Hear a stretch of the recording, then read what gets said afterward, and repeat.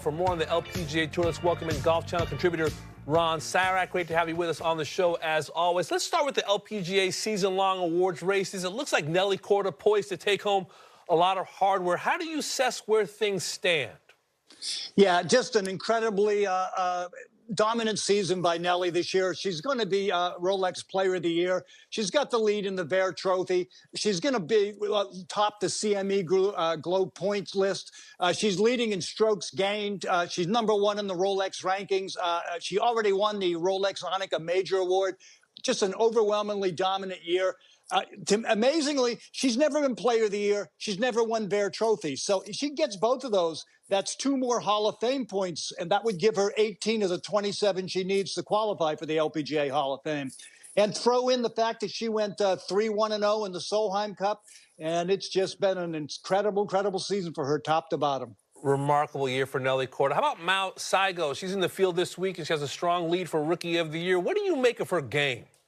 Yeah, you know, it's, again, one of those players who gets by keeping her golf ball out of trouble and making putts. You know, she doesn't beat herself. Incredibly steady. She has almost an 80-point lead over Jinhee Im for the Rookie of the Year. It looks like it's going to be hers. You know, interestingly enough, the only really tight race we have coming down the stretch now is for the Aon Risk Reward Challenge, where Lilia Vu and Runen Ying are tied for first place. And they're only 0.01 points ahead of Gino Titicul to win that award. Ron, we see the Asia swing now from China, Korea, Malaysia, Japan. There's only 3 of the world's top 10 in the field this week, only 9 of the 18 winners on tour this season. We tend to see that in the Asia swing early in the season as well, where a lot of people aren't inclined to travel that far before then beginning the meat of the season in the United States. Do you see any concerns or problems just with the cadence of the LPGA schedule when there's so much on the line at this time of the year? That's a pretty big commitment to swing through Asia for a month. Now, here's the good news in all this, is that with a full Asia swing in both the spring and the fall, it does feel that finally COVID is behind us. You know, it's in the rearview mirror. We didn't have China for 3 years at COVID. So now we've got that full swing. Asia is a hugely important market for the LPGA. A lot of revenue comes out of there, a lot of exposure, a lot of talent comes out of there. But you're absolutely right. To go over to Asia for right now, 4 weeks to play 4 tournaments, if you're not going to play all of them, it's a long way to go for just a couple of events. If you are going to play all of them, it is a long time to be away from home. I think that they're always going to struggle a little bit to get all the top players over there. But as more and more top players are coming from Asia, those fields are just going to get stronger and stronger. And speaking of talent coming up, the Epson Tour just awarded LPGA Tour cards to 15 players last weekend. It's a pretty talented class coming out. Who most grabs your attention, Ron?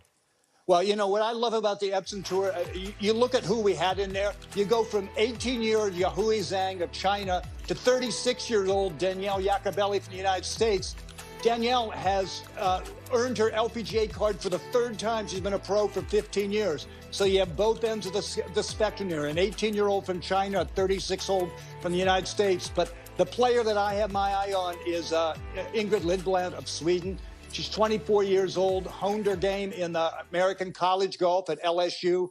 I was at the 2022 U.S. Women's Open at Pine Needles. She opened with a 65. She finished tied for 11th at 1 under par, this rookie scoring record for the U.S. Senior Women's Open or the U.S. Women's Open.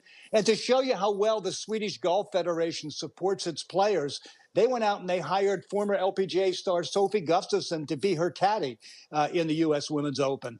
She's got a lot of competitive experience under her belt and a lot of support back in her home. Ron, we're in the midst of a season in which Nelly Korda has done incredible things, as you detailed a few moments ago. Lydia Ko, Olympic gold medalist, another major Hall of Fame. And yet I'm concerned about the momentum of the LPGA Tour going into 2025. Will it carry? Does it matter? How can the LPGA and the game of golf tell these stories better? Well, you know, I think Eamon hit right on the point there that this 4 weeks out of the American media spotlight through the Asia swing does make it hard to get momentum going. But I do think that the success, the incredible year that Nelly had, is going to carry over into next year. I really love the fact that Lilia Vu followed up her really good 2023 with a strong 2024. We've seen so many players come along, seems like they had their breakthrough year and then didn't build on it. I think we're going to see more from Rose Zhang in the future. So I think there's every reason to be encouraging about it.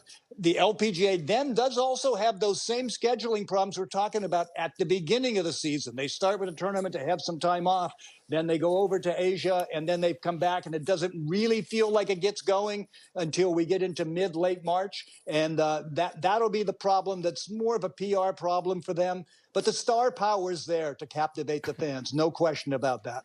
One way to captivate the fans when they get back in the continental US is at the Ameca event coming up next month. Caitlin Clark is part of the Pro-Am group there, Ron. It's very easy to dismiss celebrities and athletes playing in Pro-Ams. This one, that's not so easily dismissed in terms of the impact this could have, right?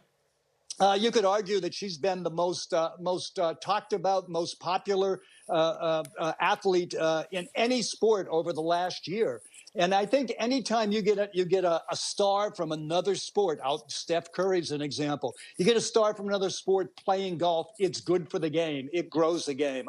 I once asked Darius Rucker, the musician, Hootie and the Blowfish, about why so many entertainers, so many celebrities love to play golf. And he made a point I hadn't thought of. He said, yeah, the competition's fun, the camaraderie's fun, but it's also 4 hours out of the spotlight. If you're a celebrity, you're on a golf course and people aren't going to bother you for 4 hours. That's not going to be the case for Caitlin when she's playing in a Pro-Am.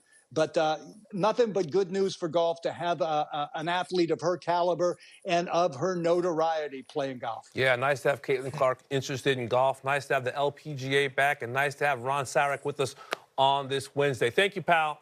Talk to you down the road, my friends.